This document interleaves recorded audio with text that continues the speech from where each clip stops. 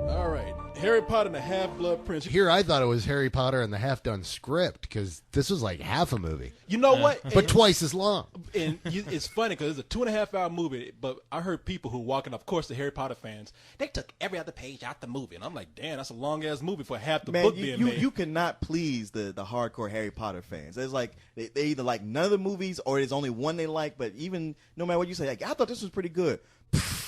I guess. No, if we had to please every goddamn Harry Potter fan, those movies would be about 10 hours long. We'd all be dead. Oh, hell, We'd all eat each other And in the that was the goddamn first theater. one. On the way over here, I stopped at Chick-fil-A to get myself a sandwich, and the guy's like, I was like, oh, I'm going to hurry up and get out of the store because it was almost closing time, and he goes, oh, don't worry, take your time. And I'm like, oh, I got to go to work anyway. Oh, what do you got to do?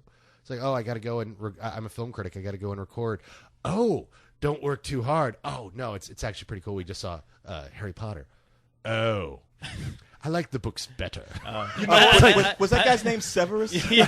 I was like, It was like, thanks, Chick-fil-A guy. yeah, did he take the Chick-fil-A away from you and like grab a ketchup packet and like just spurt it in your face? Exurioso! You know what he did? No, in the back, he pulled out his wand and put a spell on your sandwich.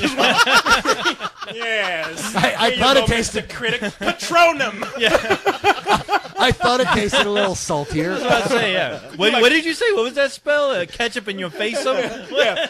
Oh, I thought it was Chick-fil-A. Yeah, Carla looks like, magical. Yeah, I bet it was. Magically delicious. Yes, it's the magic sauce that really does it. Okay, now, I know I haven't read the book. You haven't read the book yet because you're like me. You're waiting for all the movies to come I'm out. waiting for the go movies back. to come out, then I'm going to go back and reread all of them. Co-host, motherfucker, you don't read it I all. don't You watch read porn. that You know- bullshit. No. You didn't even download it? Yeah, you could have downloaded Hell it. no. Kindle, motherfucker, get the upgrade. Nah, that's all right. That's No, too much work. his is like midget porn, the half dick prince. That's right. So Leon's so disgusted. He's like, damn, man. He's like, I'm amazed how you just keep coming out with these things. It's like you throw out 5 or 6 before we can even groan at the first one. Yes, because Cyrus is not here to do it. That's why. right now, Leon's writing down the name of it so you can go look for it at the bookstore. Leave it to the half-wit prince. Now he's a genius over here. Fuck y'all, You man. can't let him get away with that. I'm sorry, I That's a was, single right there. I was quoting Chick-fil-A guy. Why don't you guys pull out your wands and fight? Whoa, slow down. I didn't mean it like that. This is why we don't have the You robots sickos. come in. Pervert. I love how whenever you imitate us saying something, you always turn into the kingfish from the old Amos and Andy show. Oh, now say it like this. Yeah, I'm praised with boss song. saw. Oh, I can't believe you talking to me like that, Leo. Expecto Patronum, sir. I'm a coming, Master Dumbledore. Don't you make me pull out my wand now, Leon. But, hey, since you read, because you read all the books. Yes, I have. Or if I haven't read them, then I listen to them on the audiobook. Bougie ass Negro over here. I read. But Who read those books to you? You read the synopsis on the back of the audiobook? Is that what you? Is that the extent of your reading? Those robots and transformers weren't based on me. but in this movie, we have the return of David Yates, who directed the last movie. Right. I guess he's going to finish out the series. And he directed this one. He is slated to direct the next, because the last movie, which is called The Deathly Hallows, that's going to be split into 2 movies, and he's directing both of those. And I think he does a good job with these, but I have to admit, I haven't read the book, so call me stupid, but Stupid. there you go. But when I haven't, it's been a while since I saw that last movie, and I walked into this, and I have to admit, I was like, I don't know what the hell is going on in some of this. I'm lost. So Well, okay. I guess I don't know where to tell you, pick up from where you got lost, but they're starting up school again. Basically, what's happened is Death Eaters are coming together. Voldemort has decided, enough of this keeping the wizards separate from the Muggles. I'm gonna take over everything. So you even start with wizards attacking real stuff that bridges and everything that people are dealing with. And they know they got a serious issue. A big war is coming, and this starts with the plan is to get Draco Malfoy. He's he has been summoned by the Dark Lord and told, you have to kill Dumbledore. This is your mission, and I know you can do this. And his mother's worried about him. She's like, I don't know what's going to happen. They go to Snape, because nobody knows what Snape's loyalty is. he used to be a Death Eater, but now he's been Dumbledore's pet. Okay, we don't want the book now. Hey, hold on. Did you or did you not ask Leon to recount what the fuck is going Yeah, I on? was about to say, watch what you asked for. He's about to spoil You the may ending. regret He's it. like 3 seconds from that. He's just going to jump ahead. Y'all And can then, all kiss my Hey, ass. Leah, I didn't do that, man. You know, I was him. I wasn't going to even say it because I knew he would. But yeah, but you laughed. You're going to hell with me, But no, motherfucker. I mean, you didn't say you didn't understand what was going on. I so know, but go Well, I'm ahead. just saying there's plots going on. There's plots to kill Dumbledore. Oh, don't tell me. It's plots to kill Dumbledore. At the same time, Dumbledore, he needs to entice an old teacher of Voldemort's back to the school because there's an important memory he needs to get from him. What you are looking at are memories. In this case, pertaining to one individual, Voldemort. Or as it was known then, Tom Riddle. This file contains the most particular memory of the day I first met him. I'd like you to see it, if you would.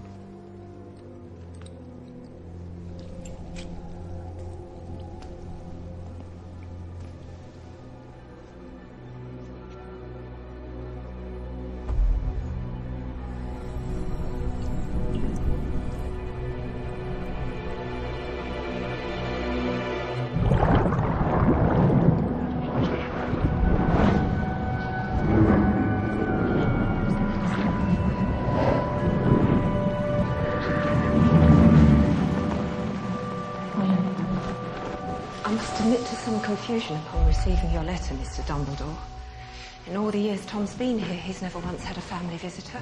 There have been incidents with the other children. Nasty things. Tom, you have a visitor. Who are you?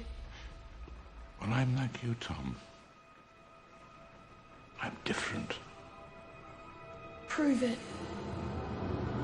Oh, you're turning into the series. You're turning the series into something really scary right now. Well, that's the whole thing. I mean, like, every book gets successively darker after the third book. And by the time you get to this book, it's nothing, almost nothing but dark. I mean, most of those comical kitty moments are gone. Well, that's funny you should say that because it seemed like they made a conscious effort to balance out the darkness with a lot of comedy. And I heard that some of this comedy is in the book because while this plot to kill Dumbledore is going on, in the foreground is covered up by all the kids are coming into age. Yeah. And they're all the hormones are going They're a crazy. bunch of They're horny all teenagers. a bunch of horny motherfuckers. I know. I was like, God, you need magic to keep these motherfuckers off each other. I'm like, it's like, you know, when it opens up, these kids in the corner making out, they're humping. Yeah, there was that one scene where out of the blue on the right side of the screen, there's like a wizard orgy going on with all these kids making out. This was Harry Potter and the Breakfast Club. Let's face it. Yeah, that's what it was. It was like. all about let's put all these characters together and watch them. It's kind of like putting bees in a jar and shaking it up and finding out you got a male and a female bee. And that's crap, they're not fighting. It's funny you say that. I thought it was more like Harry Potter and Porky's, but Because there was no awesome wizard shower scene with Hermione and Lily Lovegood. you didn't see no Settle wand down. going through that hole through the tile. No, these kids. Extrodiosis. Oh yeah, no, these kids were grinding the wall. There was like pixie dust flying all out their crotches, and it's like, you know, Yeah. I was just thinking, where are the teachers? Where are the wizards? You know, 'cause they should have been popped out like, get your ass back to class. There's one scene where a girl has a screaming orgasm in the air. I don't know where this scene came from, but you just see her like just get possessed, and then she just That's not what was happening. Oh, man. is that okay? I'm sorry. That's in your mind. Oh, co-host. I'm sorry. Matter of fact, you described a completely different picture. I'm telling you, he saw his own movie. I'm sorry. I mean, yeah, no, seriously, it was. I mean, broomsticks flying everywhere. You thinking like, nah, man. Don't you ask take- where they were you flying. need to take every long object out this school because these kids are going crazy. But it is kind of a. It is a good balance of comedy going on here. It is funny to see these budding romances between all these kids because it was all laid out. That's the cool thing about looking at all these young actors grow in this movie because you see them picking on each other, being mean to each other, just like kids do when boys like girls.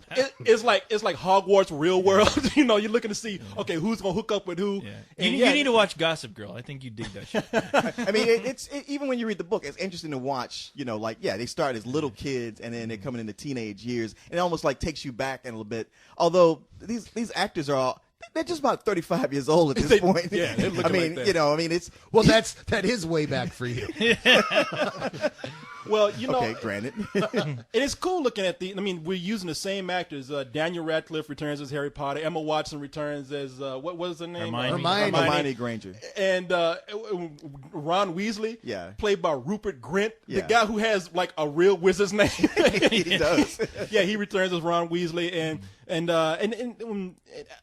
who's the rest of the cast that returns here? Like, who's Dumbledore in this? Michael Gambon. Yeah, who's always great, man. He is great. Yeah, I mean, you know, I'm sorry for Richard Harris and all, but it's great to have him in the role, so he could be like active. That's a great thing about having somebody who looks homeless in that role, because you can put anybody dirty, ugly beard, and they blend right in. Yeah. And I gotta say, I enjoyed seeing one of my favorite actors in the movie, Jim Broadbent, who plays Professor Horace Slughorn. He really did bring something. He was great. He was perfect. He was actually one of the highlights of the film. That guy's great. The other day I was in the library in the restricted section and I came across something rather odd about a very rare piece of magic.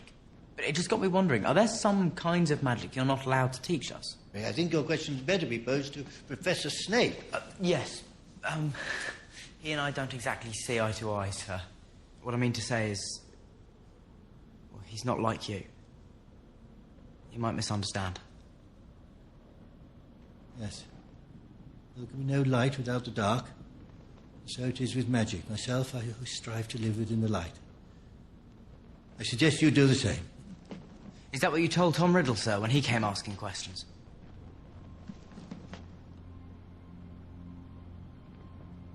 Dumbledore put you up to this, didn't he? Didn't he? No, I mentioned a lot of good things. The cast is great. I think the direction is great. The cinematography is great. I don't know who the guy is that did it, but he's returning for the last two movies, and I'm happy to hear that. Everything here is way above par for your average summer movie, summer blockbuster, especially one written with special effects like this. This is top-notch filmmaking, except for, of all things, the story for me. I never read the book, but it felt really disjointed. The pacing felt off, and there were some real major lulls in this movie for me. And I'm a champion of these films, and that's why I was a little disappointed. Well, because there's no actual plot to this movie. This movie is all about it's really a setup movie. The entire film is like, look, we've got this really awesome seventh book, but we got to set it up first. And it's doing all the work to set it up. It's kind of like, it feels more like a pilot episode movie of Harry Potter. Because it's like, here's everything we'd like to set up. All the mysteries they solve are mysteries we weren't worried about. We weren't questioning it. We weren't like, I wonder who the Half-Blood Prince is. No, they generate their own mysteries that they have to solve in the film. They don't answer anything that's been lingering. Nothing gets resolved from what's been going on. And we don't even see Voldemort. It's just all about watching the kids kind of hook up and deal with this brooding thing on the horizon. And then just something crappy happens at the end. And we're like, and then we're going sadly into the seventh film. If they're going to change something around, they probably should have brought in some scenes where they reference Voldemort visually. Some things that probably didn't seem that big in the movie, like the explanation of the they do reference him visually. He's just not Ralph Fiennes. Yeah. But I tell you what, my problem with the movie is that, you said Voldemort is gearing up for this huge war, involving the wizard world and the normal world. But I had no sense of that at all in this film. Neither did I. I mean, I really felt that there was no really big threat. It just seems like a series of events happening. But I felt like I was getting hit in the face more with these relationships developing that, the main story, which I assume should have been the most important part, was kind of sprinkled in. I was more interested about what was going on in Malfoy's head as far as him trying to deal with this, I guess being picked as the chosen one for Voldemort to, accomplish this task that it seemed like it was tearing him apart.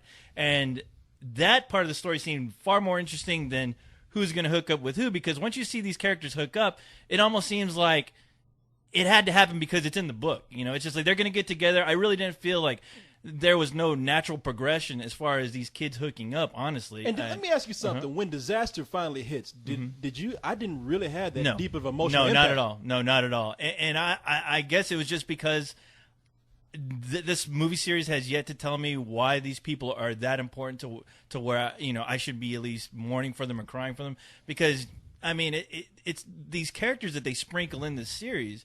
They're sprinkled in. You really don't get to know them that much. And with the last movie, I really loved the last movie, and the biggest disappointment was how a few of the characters that played a big part at the very end of the last movie were kind of like background. You know, they were like extras in this film. Neville, I mean, he's barely